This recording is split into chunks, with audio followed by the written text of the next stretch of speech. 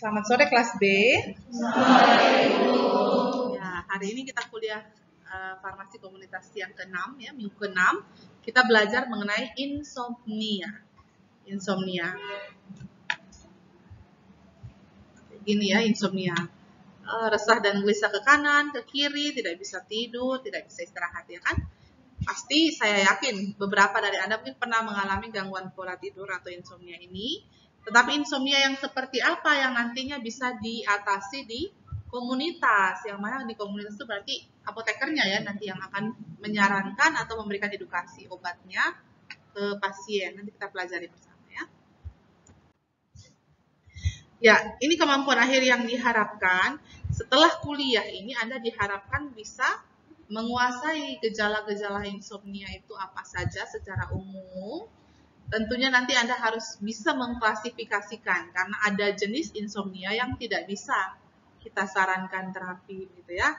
Harus dirujuk ke dokter. Mana yang bisa kita berikan terapi atau kita berikan edukasi. Nah, kemudian seperti apa saya berkomunikasi menyampaikan hal itu ke pasien. Sama prinsipnya ya farmasi.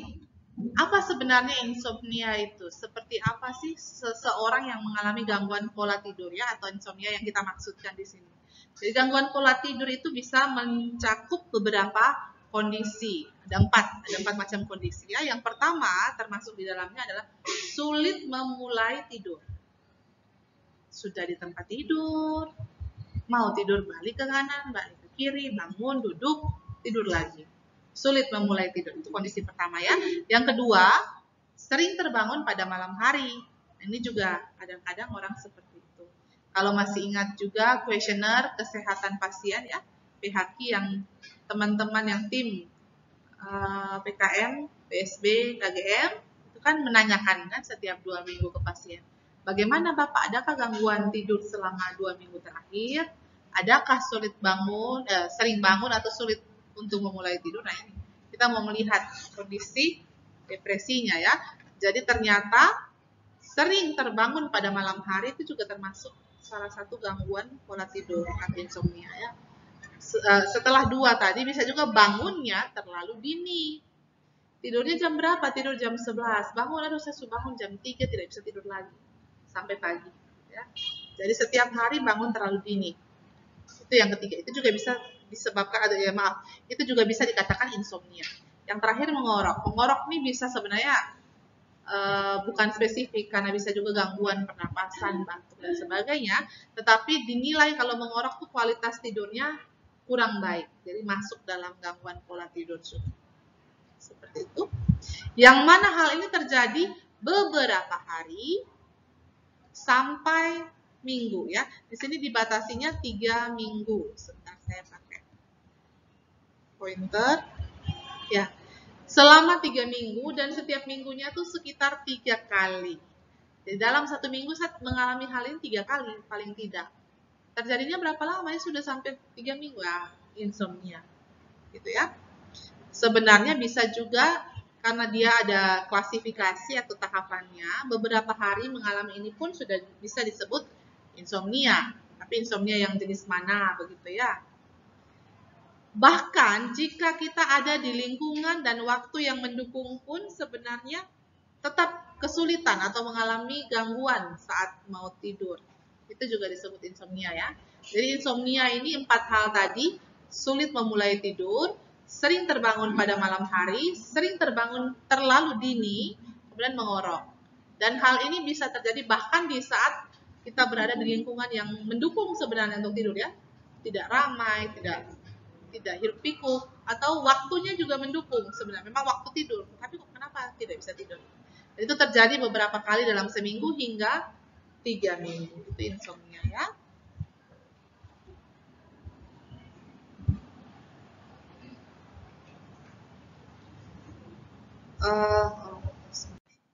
Sekarang kita kalau sudah tahu insomnia itu seperti tadi definisinya, apa saja kira-kira hal-hal yang menjadi faktor risiko terjadinya insomnia? Orang bisa mengalami gangguan pola tidur tuh kalau ada gejala atau ada hal-hal apa kira-kira?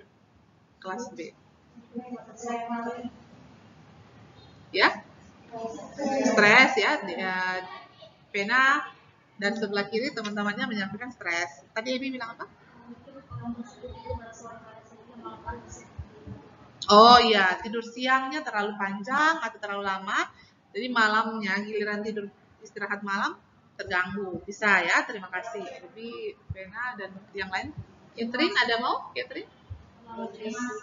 Depresi ya, bisa. Tadi kan sudah disampaikan toh. Contohnya kalau kita mengikuti pasien yang diabetes saat ini untuk proyek kita yang ya pengabdian kepada masyarakat, kan menanyakan kuesioner tingkat depresi. Ada salah satu pertanyaannya melihat bagaimana kualitas tidur atau pola tidurnya. Betul ya, orang yang depresi atau punya masalah stres juga bisa.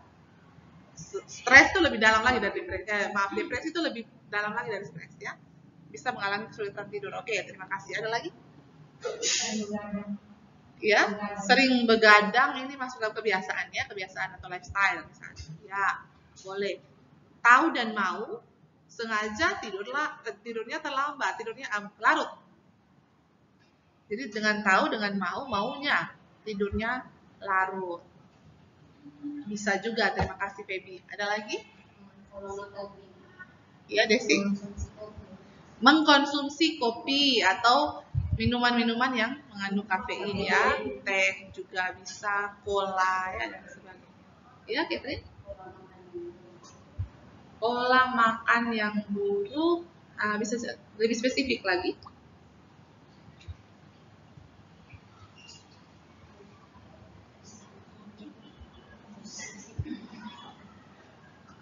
Misalnya apa? Makan sebelum tidur begitu? Atau kayak tadi maksudnya? Sering minum kopi. Oh, baik. Oh, oke. Sering minum minuman yang mengandung kafein misalnya, atau sering merokok, ya, bisa juga ya. Ada lagi merokok sebelum tidur maksudnya? Efek samping penggunaan obat. Baik, terima kasih. Sudah banyak jawabannya ya. Jadi coba kita lihat, kita kupas satu-satu apa saja sih sebenarnya faktor risiko yang bisa menyebabkan terjadi insomnia. Yang pertama itu usia.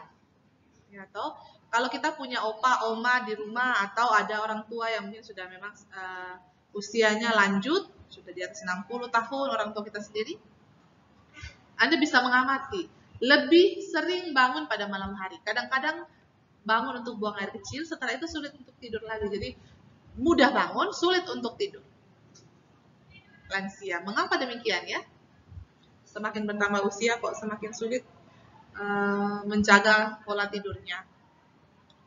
Pernah dengar istilahnya melatonin? Kelas B, melatonin. Melatonin itu apa sih? Hormon kah? Senyawa kimia apa dia di dalam tubuh yang ternyata diproduksi kelenjar pineal ya, malam hari ya. Untuk apa? Karin.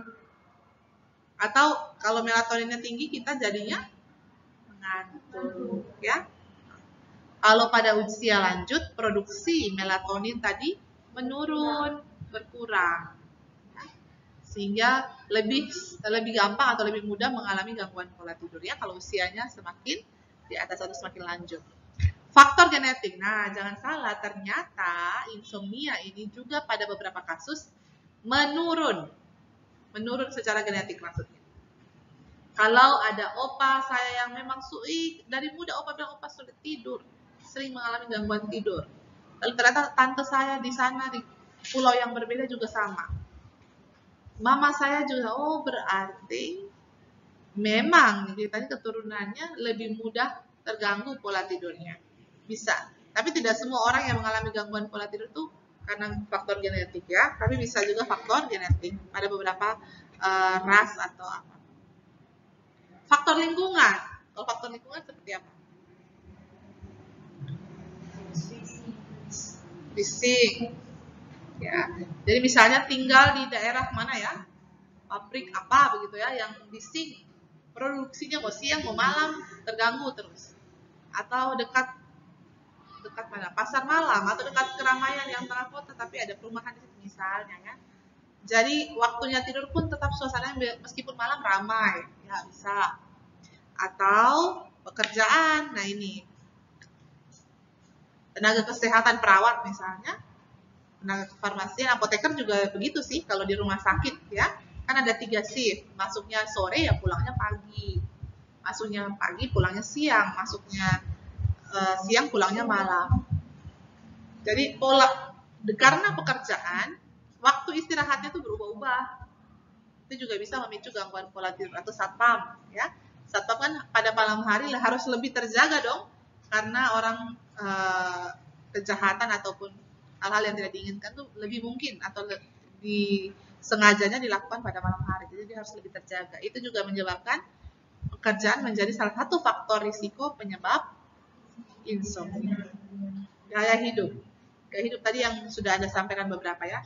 Ada long naps itu maksud tidur siangnya terlalu lama. Coba kalau Anda amati punya adik, ini ibu amati anak ibu sendiri ya. Kalau siangnya tidur 2 jam saja atau 1 jam saja ya, malam pasti akan mulai tidurnya lebih larut. Kalau tidak tidur siang, biasanya jam 7:30, jam 8 sudah ngantuk. Kalau tidur siang itu beliau bisa terjaga sampai jam 10, jam 11. Jadi ada long naps, tidur siang, sering tidur siang. Untuk memulai tidur pada malam hari juga bisa mengalami gangguan. Menggunakan media elektronik sebelum atau bahkan saat di tempat tidur, ini kebiasaan anak muda. Ya. Sudah di tempat tidur, laptop taruh di atas tempat tidur ya, nonton misalnya atau mengerjakan tugas. Sudah di tempat tidur, HP tangannya masih jarak, ya, masih bermain HP.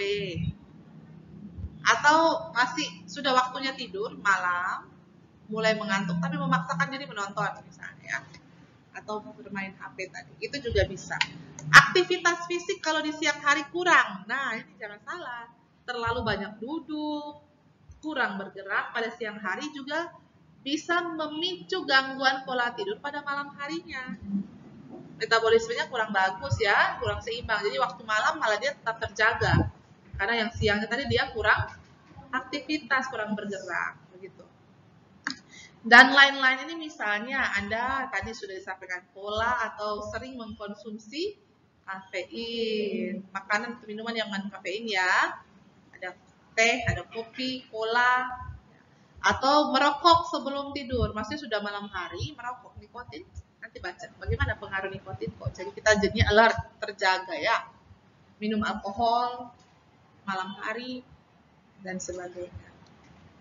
Kebiasaan atau gaya hidup itu juga bisa mempengaruhi gangguan pola tidur atau menyebabkan gangguan pola tidur ya. Stres tadi sudah disampaikan ya, stres, depresi. Stres itu produksi hormon-hormon tertentu menyebabkan kita terjaga, maunya tidak bisa tenang, tidak bisa rileks, akhirnya tidurnya juga terganggu. Makanya kalau stres itu kalau di Surabaya waktu ibu praktek dulu di Ubaya kerja dulu, banyak juga mahasiswa yang sering ke apotek untuk konsul tentang masalah gangguan tidur. Kenapa? Ternyata mereka lebih seringnya pada saat mau ujian tengah semester, ujian akhir semester itu sulit tidur atau mengalami gangguan pola tidur. Berarti ada polanya. Memang karena kepikiran mungkin ya, belum belajar yang ini, belum belajar yang itu, belum melengkapi tugas atau catatan yang ini dan sebagainya. Jenis kelamin. Nah, kira-kira jenis kelamin apa yang lebih berisiko? Perempuan atau laki-laki?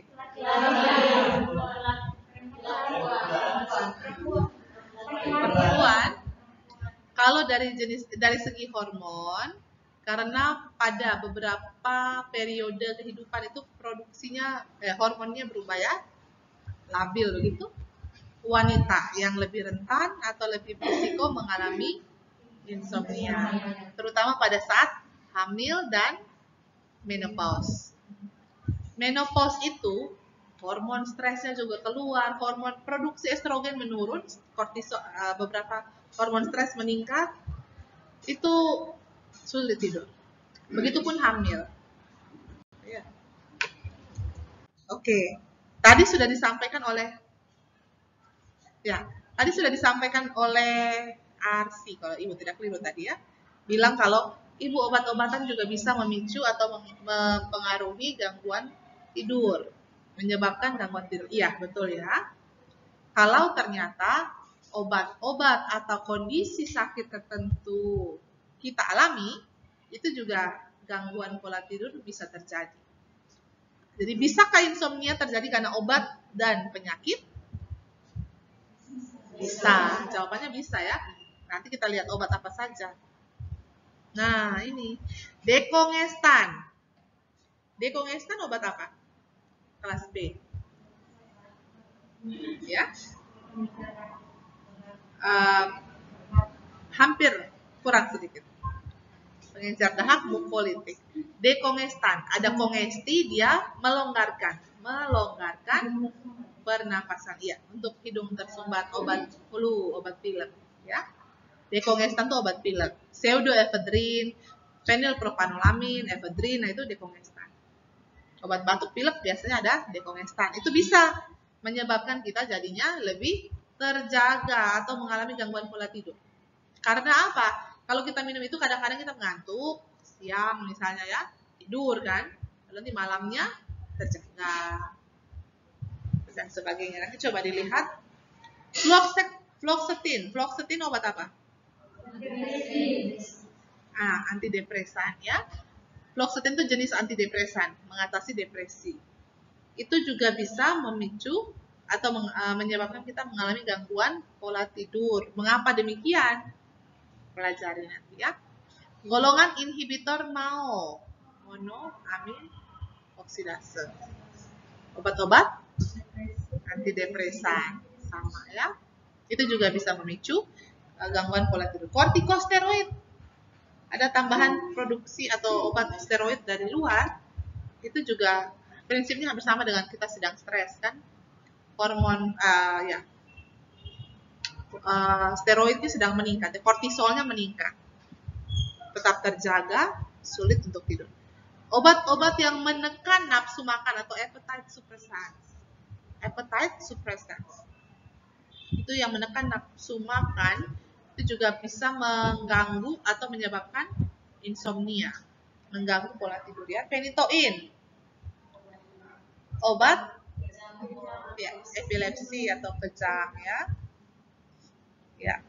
Theophylline ini obat sesak ya, asma, biasanya pada pasien asma atau PPOK dapat theophylline.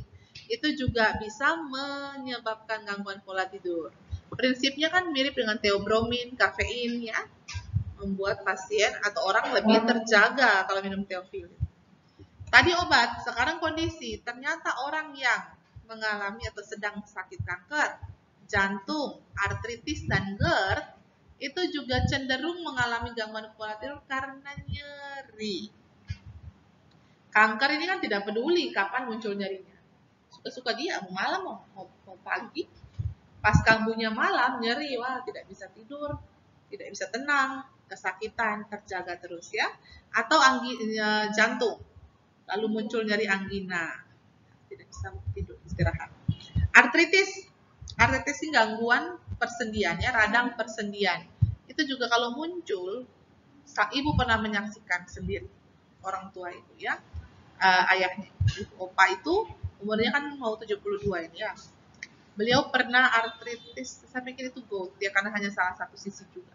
Tetapi sakitnya sampai tidak bisa digerakkan tangannya beliau.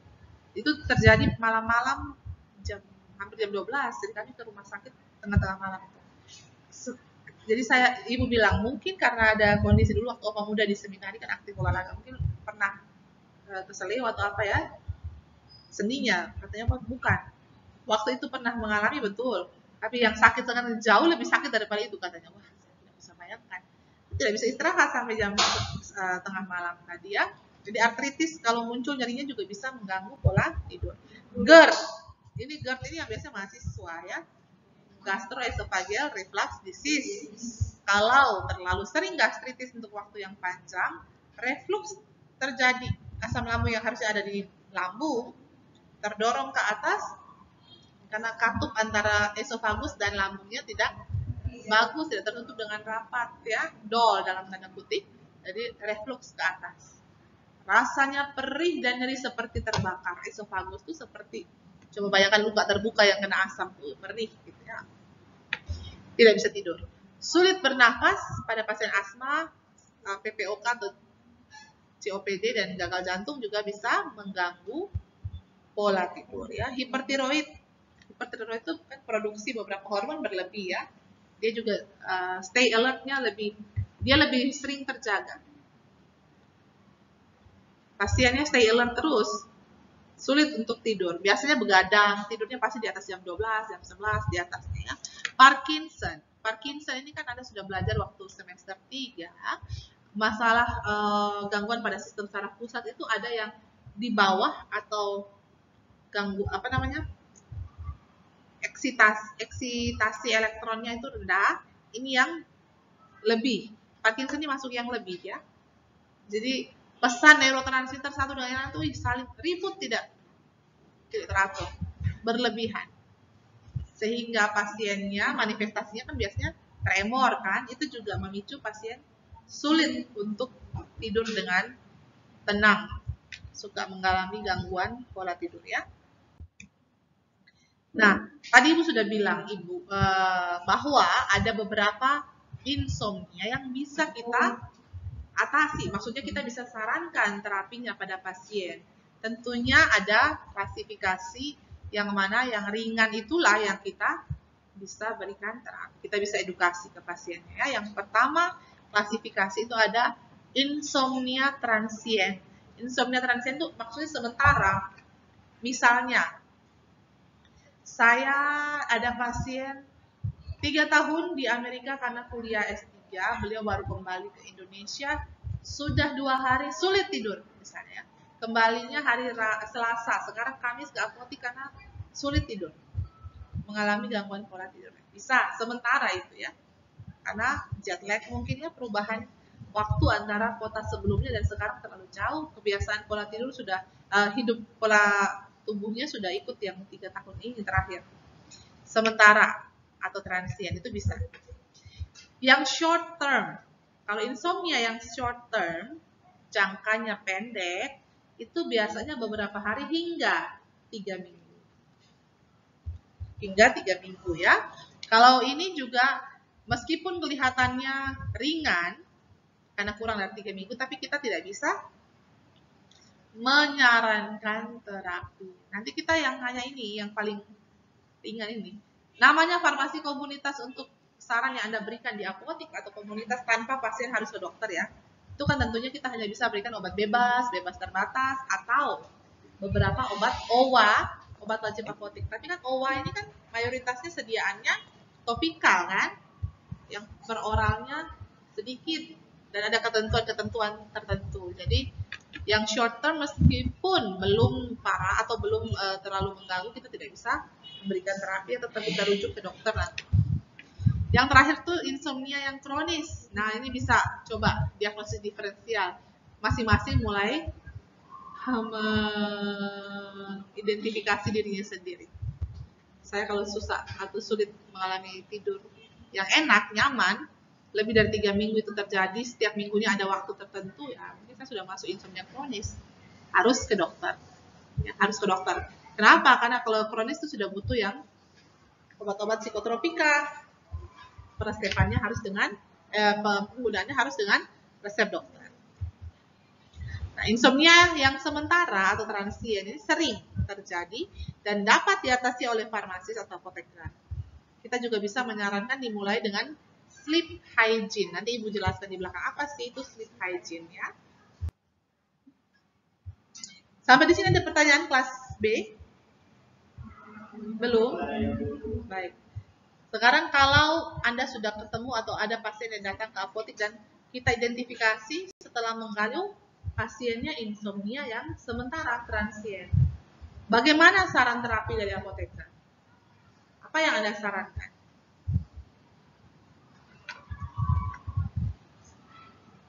Ya, karena sulit.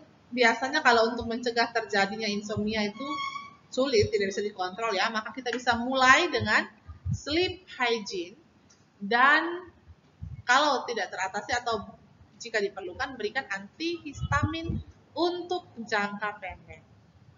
Antihistamin, Anda tahu antihistamin kelas B? Ya, obatnya untuk mengatasi apa ya sebenarnya? Alergi. Histamin itu kan ada histamin 1, 2, 3, 4 ya. 5 katanya terakhir sudah ada juga, tapi yang sudah diketahui lama adalah 1, 2, 3, 4. Dan antihistamin yang H1 tadi itu yang kita kenal dengan anti alergi. Kalau antihistamin sudah H2, H3 itu istilahnya bukan antihistamin lagi. Secara umum kita sebutnya yang lainnya. H2 kan salah satunya yang H2 blocker itu kan. Untuk menekan produksi histamin 2 di lambung ya. Ya, kalau antihistamin yang anti alergi ada efek ngantuk karena dia kan menekan rilis histamin ya. Ya. Sehingga histamin tidak berikatan dengan reseptornya. Nah, antihistamin bisa diberikan tetapi nanti ada catatan khusus lama penggunaannya. Nanti Ibu jelaskan. Kalau slide-nya sudah muncul ya. Antihistamin yang bisa kita berikan tentunya yang masuk dalam obat bebas atau bebas terbatas, OTC, over the counter, yang tersedia di etalase depan apotek, bukan yang dengan logo keras, logo merah huruf K, bukan. Apa dong Ibu yang bisa kita berikan untuk insomnia transien dan periodik? Periodik tadi misalnya contoh yang tadi juga ya. Ada waktu tertentu setiap mau ujian, tengah semester atau akhir semester, insomnia, itu periodik juga. Sudah tahu, bisa terbaca polanya. Ya, ini antihistaminnya yang bisa diberikan. Diphenhidramin, prometasin. Tapi prometasin di Indonesia itu kayaknya tidak ada ya yang sediaannya tunggal. Setahu saya sih, kayaknya ya. Kebanyakannya yang sudah dikombinasi dengan obat batuk flu lainnya. Jadi yang saya tahu juga itu diphenhidramin. Selama Ibu praktek di apotek Ubaya dulu, kalau pasien ada yang kami identifikasi, gejalanya masuk transien, insomnia yang transien, baru terjadi 1, 2, 3 hari terakhir, misalnya, atau 3, 4, 5 hari terakhir, kami sarankan diphenhidramin. Ada namanya OTD, tulisannya O-T-E-D-E. Bukan O, huruf T dan huruf D, bukan ya. O-T-E-D-E, OTD. Itu isinya diphenhidramin. Nanti lihat berapa kekuatan sediaannya, bagaimana saya harus memberikan aturan pakainya atau menyarankan kepada pasiennya. Kalau untuk antihistamin kan minumnya berapa sih? Biasanya dosis penggunaan untuk antihistamin diphenhidraminnya, ada yang tahu? Seharinya berapa kali?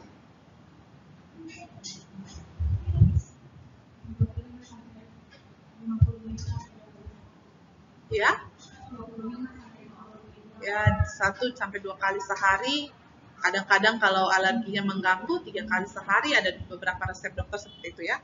Tapi kalau untuk untuk mengatasi insomnia, nanti aturan pakainya agak beda ya. Minumnya nanti pada malam hari, berapa lama sebelum tidur. Nanti Anda baca, 2 jam kah, 1 jam kah, setengah jam kah sebelum tidur.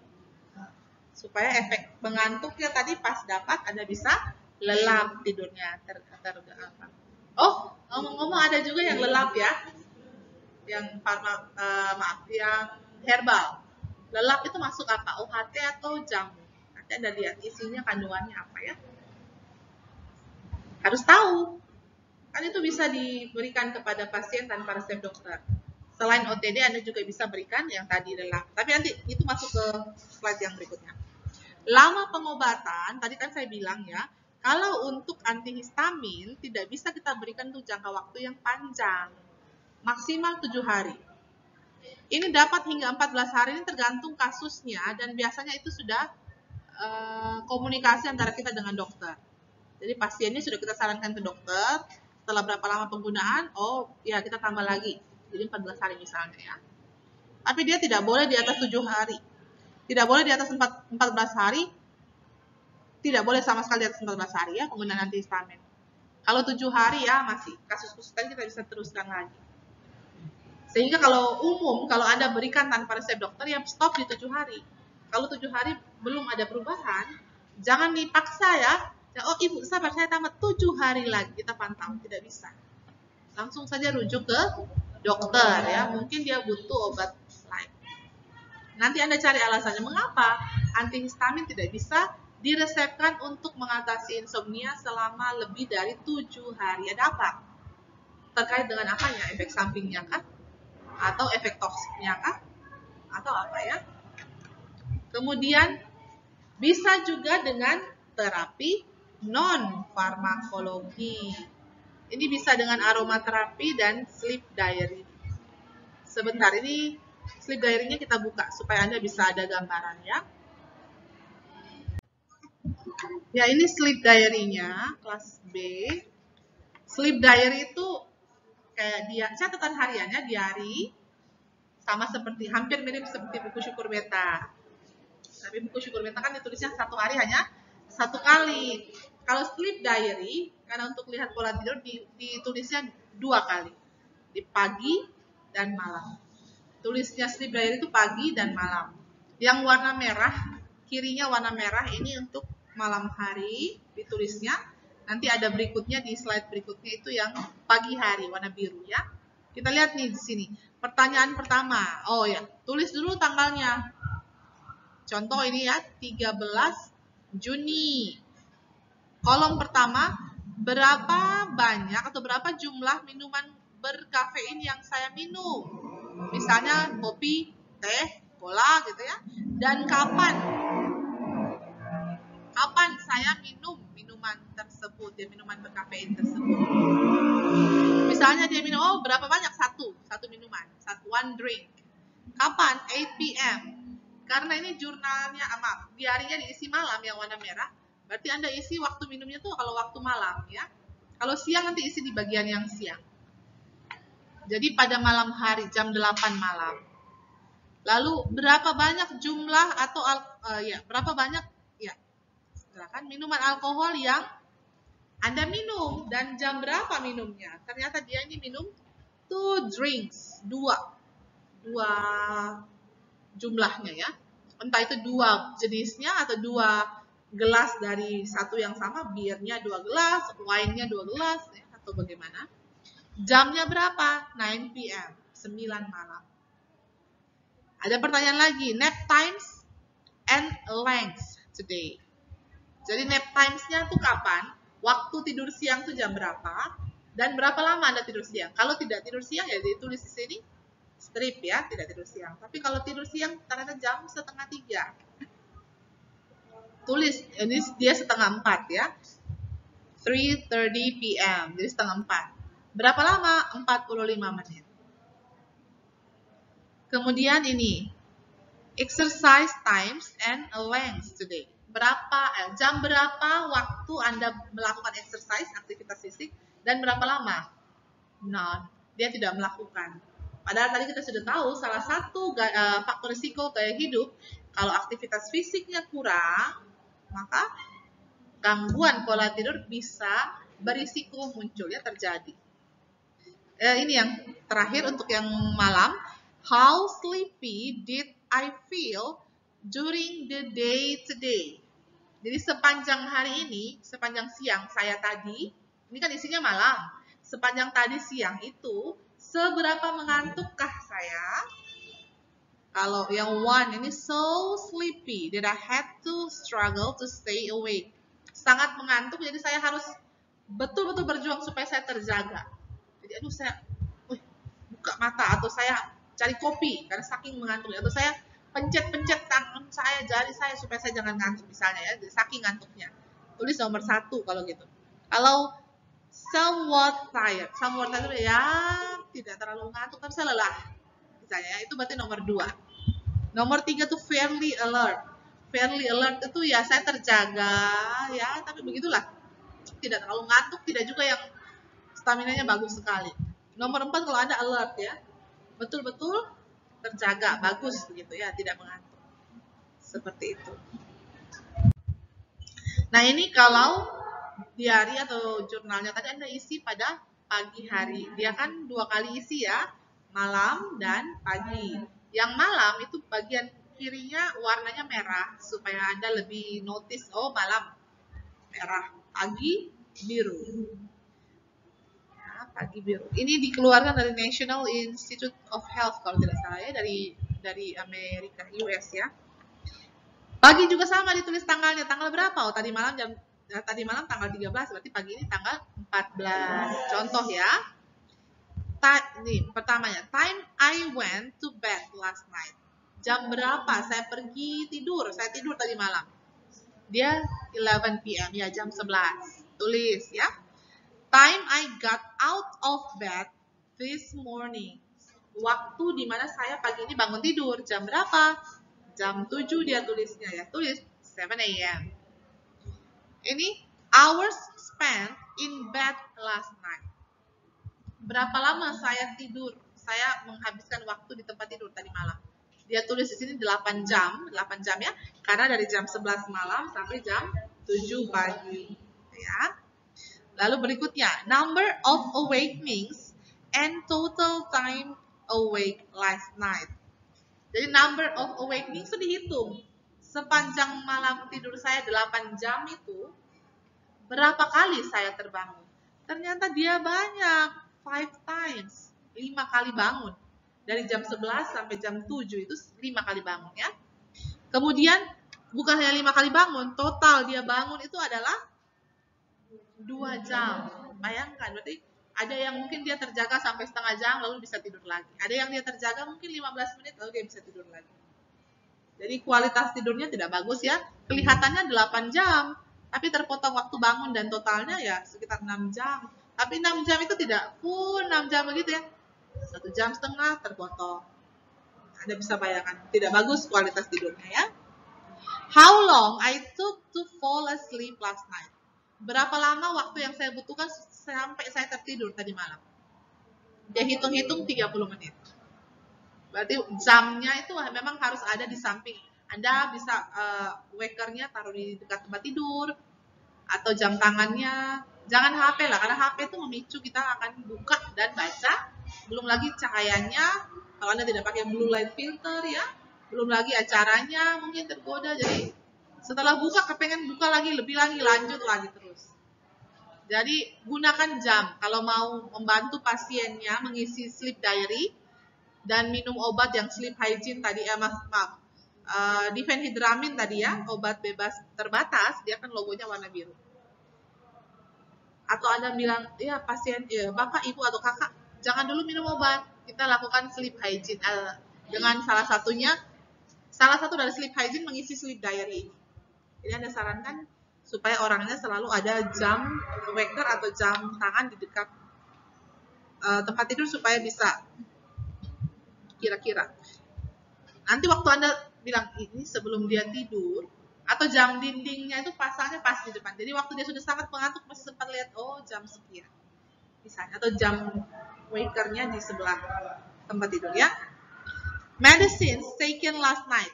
Obat-obatan yang tadi malam saya minum, adakah? Dia tidak ada. None ya, tidak ada.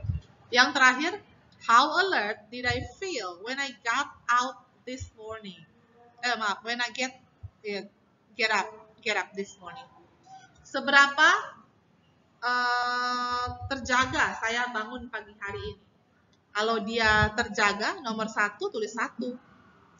Terjaga, bangun langsung terjaga enak. Kalau 2 terjaga tetapi terasanya sedikit lelah ya. Bangun tapi kayak Anda habis bangun tidur, tetapi Anda merasa Anda tidak fit, tidak segar, masih lelah. Tulis nomor 2. Kalau nomor 3 Anda sudah waktunya bangun tapi Anda mengantuk sekali, sleepy, tulis nomor 3. Gitu ya. Nanti Anda bisa sesuaikan karena tadi kan diphenhydramine kita hanya berikan selama 7 hari ya. Silakan ditulis 7 hari. 1 2 ini contoh 1 2 3 4 5 6 7 ini 8. Anda bisa sesuaikan ya. Nanti bisa dieditkan, dibuat kalau Anda besok kerja di apotik. Anda bisa buat suara apa itu? Ya. Anda bisa buat sesuaikan dengan pasien Anda. Kalau Anda berikan 7 hari, bekal sleep diary-nya juga 7 hari. Nanti diajarkan bagaimana cara mengisinya. Apakah itu bisa membantu pasien untuk setelah dia lihat polanya, lalu dia bisa mengubah. Jadi bisa membantu tenaga kesehatan untuk jadi kalau Anda misalnya kayak berlima yang mau penelitian atau yang lain misalnya ya. bisa dilihat seberapa bagus alat bantu ini membantu apotekernya ya, atau tenaga kesehatan. Dengan menggunakan sleep diary ini, tenaga kesehatan terbantu informasi apa saja untuk menentukan terapi atau pilihan edukasi dan sebagainya untuk pasiennya ya. Seperti itu. Ada juga terapi tambahan. Tadi yang sleep diary ada pertanyaan. Terapi tambahan ini maksudnya selain obat tadi difenhidramin, ada juga terapi herbal yang bisa diberikannya. Suplemen melatonin. Ada beberapa suplemen yang meningkatkan produksi melatonin sehingga Anda lebih mudah mengantuk. Silakan. Tetapi diperhatikan cara penggunaannya, adakah interaksinya dengan obat lain yang sedang diminum kalau memang dia punya obat rutin ya. St. John's Wort. Anda pernah dengar ya St. John's Wort? Dia fitofarmaka ya. Kalau di Indonesia, kan coba Anda lihat yang kandungannya lelap itu apa ya? Dibandingkan.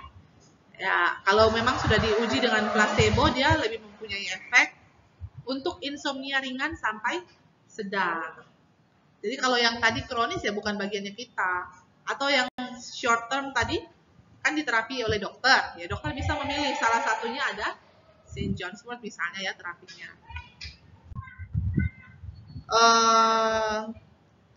Kapan saya melihat kondisi pasien datang untuk berkonsultasi dengan saya mengenai masalah gangguan tidurnya dan saya bilang, aduh ini tidak bisa, saya harus rujuk ke dokter. Jika dicurigai akibat depresi. Tadi Catherine bilang toh, kalau depresi ibu bisa mengalami gangguan pola tidur. Betul. Stres dan depresi itu beda ya. Stres yang berkepanjangan bisa menyebabkan pasien depresi. Depresi itu ada beberapa tingkatan, ringan, sedang, berat. Yang mana itu bisa sampai ke gangguan psikotik ya, halusinasi ya, dan lain-lain, banyak lagi gejalanya. Sehingga kalau depresi, terapi untuk insomnianya nanti beda. Jangan Anda lagi yang menentukan, biarkan pasiennya berkonsultasi dengan dokter dulu, digali dulu apa saja terapi yang dibutuhkan, untuk antidepresannya bagaimana, untuk mengatur pola tidurnya seperti apa. Ya. Jadi tidak bisa Anda yang, karena obat-obatnya juga harus diberikan dengan resep dokter. Kronis, kalau pasiennya insomnia tetapi sudah lebih dari 3 minggu tidak usah menolong, bukan tidak usah menolong, tidak usah sok jadi pahlawan ya. Kita serahkan kepada yang lebih paham, digali dulu, diperiksa dulu apa saja obat yang diberikan, tentunya butuh kombinasi misalnya, bukan hanya farmakologi, non farmakologi, ada obatnya dikombinasi, pemantauannya seperti apa, biarkan dirujuk ke pihak atau ke tenaga kesehatan yang lebih paham ya. Anak usia kurang dari 16 tahun. Seharusnya ya, anak-anak tuh tidak mengalami gangguan pola tidur seharusnya. Apalagi kalau yang masih balita, dia bermainnya capek saja di sekolah, pulangnya tidak usah pakai dipaksa tidur, jam 7:30, jam 8 tidur anaknya ibu tuh ya. Kalau hari-hari sekolah pasti kadang-kadang saya pulang kerja beliau sudah tidur. Karena memang capek main di sekolah ya. Kalau anak usia kurang dari 16 tahun mengalami gangguan pola tidur, itu harus digali. Masalah apa? Hati-hati, sekarang kan sudah banyak juga kondisi gangguan psikotik pada anak-anak misalnya ya, atau hal-hal lain. Ini tadi yang saya bilang, ibu bilang sleep hygiene. Sleep hygiene tuh biasa kan Anda tidur dan bangunnya teratur, tidurnya teratur, bangun teratur. Relaksasi sebelum tidur bolehlah Anda buka musiknya ya, musik instrumental, Anda pasang lilin aromaterapinya, silahkan. Tidak makan menjelang tidur. Oh tadi itu saya ada bilang terapi non farmakologinya aromaterapi ya. Ibu lupa bilang. Seperti apa relaksasi dengan aromaterapi itu? Anda bisa mandi dengan air hangat 1 jam sebelum tidur ya. Misalnya saya mau tidur jam 9 ya, jam 8 saya mandilah dengan air hangat. Teteskan beberapa aromaterapi, minyak aromaterapi itu bisa diteteskan. Kemudian yang lavender biasanya toh salah satunya yang ini dibaca apa sih kaitannya aromaterapi, aroma lavender itu kok bisa memicu mengantuk ya. Kemudian bisa juga diteteskan minyak lavender tadi di bantal. 1-2 tetes, jangan banyak. Kalau di air kan ya butuh lebih banyak ya karena dia ada pelarutnya. Kalau di bantal ya seperlunya 1-2 tetes saja. Buka musiknya, handphone, laptop, letakkan jauh. Jangan begitu Anda tangannya diletakkan handphone dan laptop bisa dipegang, nanti tergoda untuk main HP, main laptop gitu ya. Jadi diletakkan di meja Anda di tempat tidur. Tidak makan menjelang tidur ini maksudnya apa? Bisa dijelaskan? Nanti dibaca ya. Mengapa kok orang makan sebelum tidur tuh bisa memicu gangguan pola tidurnya tertunda, belum ngantuk begitu ya. Tidak tidur siang. Ya, sleep hygiene tuh jangan Anda tidur siang. Kalau tidur siang nanti malamnya sulit tidur. Usahakan tidak usah tidur siang. Tidak minum minuman yang mengandung kafein, yang kopi, teh, cola. Tidak minum alkohol, tidak merokok sebelum tidur. Lebih bagus lagi tidak perlu merokok, ya. Tidak ada manfaatnya toh? Atau ada manfaatnya? Ya. Kemudian ini yang penting. Segera bangun saat tidak bisa tidur dan segera tidur saat Anda ngantuk atau merasa lelah. Tadi saya cerita di kelas A, ada beberapa kali, tidak sering. Beberapa kali ibu pernah di ruangan dosen itu, di ruangan di bawah, mengantuk sekali ya, tidak tahu kenapa mengantuk sekali. Ya sudah, saya tidak bisa pulang kan, memang masih jam kerja. Jadi ibu tidur di kursi saja, gitu ya. Kepalanya disandarkan ke meja. Ya itu sudah tidak apa-apa. 1 jam, setengah jam, jangan ditunda. Kalau biasanya Anda tidak segera istirahat waktu Anda mengantuk, atau tidak segera bangun waktu Anda harusnya terjaga, nanti itu yang mengubah Anda punya pola tidur. Karena kalau sudah waktunya bangun, Anda tidur lagi, nanti bablas sampai jam 10. Lalu jam 10 Anda baru bangun, kondisinya baru fit. Aktivitas biasanya 10 sampai 12 jam. Nanti Anda tidak bisa tidur jam 9, jam 10. Terus terjaga sampai jam 12, jam 1. Jadi bangun, begitu sudah harusnya bangun, tidur begitu Anda sudah mengantuk atau lelah ya. Ini salah satu sleep hygiene yang terakhir tadi Ibu sudah jelaskan, mengisi sleep diary. Mengisi sleep diary supaya kita tahu, kita bisa membaca pola tidur saya sehat atau tidak sih, pola ya, yang mempengaruhi tidur saya sehat atau tidak. Makanannya, minumannya, aktivitasnya, apa yang harus disarankan oleh dokter, apoteker atau tenaga kesehatan lain. Dalam hal ini kalau Anda misalnya mau memberikan terapi difenhidramina 7 hari tadi, bisa juga Anda berikan, Anda minta waktu pasiennya untuk mengisi 3 hari sleep diary-nya, hari keempatnya dibawa ke Anda lihat perkembangannya dengan minum obat dan dengan sleep diary, nanti dilanjutkan lagi 3 hari berikutnya, bisa juga seperti itu ya. Ya, ada pertanyaan kelas B untuk insomnia? Tidak ada? Ya, Ebi? Biasanya ini disarankan oleh dokter, atau kita buat sendiri? Sleep diary-nya. Sleep diary-nya bisa disarankan oleh dokter, bisa disarankan oleh apoteker. Ya. Jadi kalau ini pelayanannya terjadi di komunitas, ini kan farmasi komunitas ya, di apotek, berarti kita yang apoteker yang menyarankan. Tentunya kalau Anda misalnya sudah lulus, bekerja, belum kuliah apoteker langsung bekerja, apakah saya seorang TTK bisa menyarankan Ibu?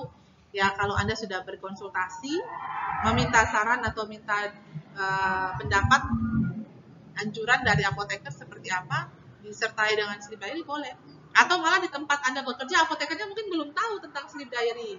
Anda bisa sarankan, terjemahkan dulu ya, tapi ya. Maksudnya ini kan bahasa Inggris.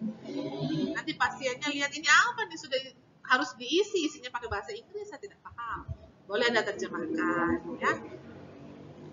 Jadi bisa oleh apoteker, bisa oleh dokter, bisa oleh tenaga kesehatan lain juga, tergantung kondisi pasien yang dilayani. Ya. Kondisi pasien yang dilayani, jadi itu hanya untuk insomnia kronis, dan diperlukan pasien insomnia seperti apa? Oh ya.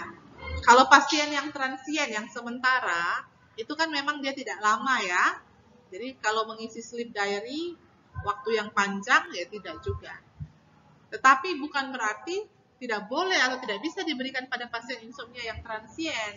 Boleh, bisa, tidak apa-apa. Pasien yang baru 1, 2, 3 hari, 4 hari, 5 hari itu mengalami gangguan pola tidur, kita berikan tidak apa-apa. Supaya bisa dilihat polanya, Dan kita bisa berikan edukasi kembali, feedback ke pasiennya. Ibu atau Pak, Bapak punya gangguan pola tidur ini, saya sudah tahu penyebabnya apa. Di sini, mari kita bantu sama-sama ya. Saya bantu atur Bapak bagaimana pola tidurnya. Semoga bisa kembali ke normal atau kembali ke yang seharusnya ideal. Mohon bisa dipatuhi atau diikuti apa yang saya sarankan. Jadi tidak masalah klasifikasinya. Yang jelas kalau sudah masuk yang kronis itu juga seharusnya dilengkapi dengan sleep diary. Ya. Lebih bagus kalau ada sleep diary. Ya, sama-sama Edi. Ada lagi pertanyaan? Tidak ada, saya akhiri dulu ya. Ibu akhiri kuliahnya. Nanti minggu depan kita akan melakukan role play untuk kasus insomnia. Nanti ada pasiennya, salah satunya ibu ya. Lalu minggu depan topiknya kontrasepsi oral. Jadi Anda bisa sambil belajar. Ada satu lagi yang ibu minta untuk jadi pasien. Ya. Baik, kelas B, terima kasih atas perhatiannya. Selamat sore. Selamat sore, Ibu.